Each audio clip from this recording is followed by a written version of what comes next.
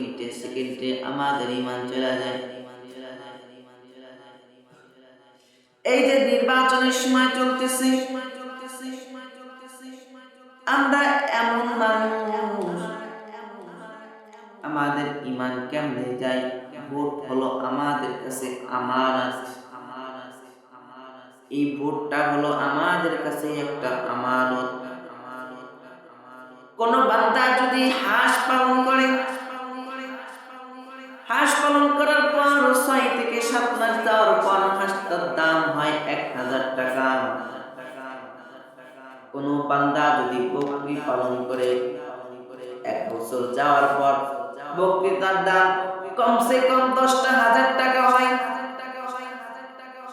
কোন বান্দা যদি গাভী পালন করে, ওই গাভীর দাম বছর খানিক পর 1 থেকে 3 লাখ টাকা হয়। কিন্তু আমরা মানুষ এমন সস্তা, 5 বছর পর পর আমরা 500 টাকায় বিক্রি হয়ে যায়। ঠিক কিনা?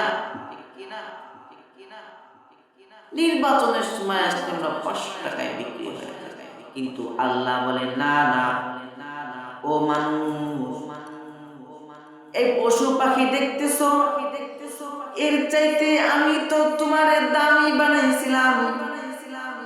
আসমান বানাইছি কুম ফায়াকুম বইলা, জমিন বানাইছি কুম ফায়াকুম বইলা, পাহাড় বানাইছি কুম ফায়াকুম বইলা।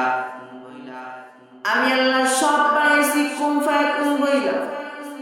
কিন্তু তোমারে বড় মহব্বত কইরা, বড় ভালোবাসা নিজের হাতে বানাইছিলাম।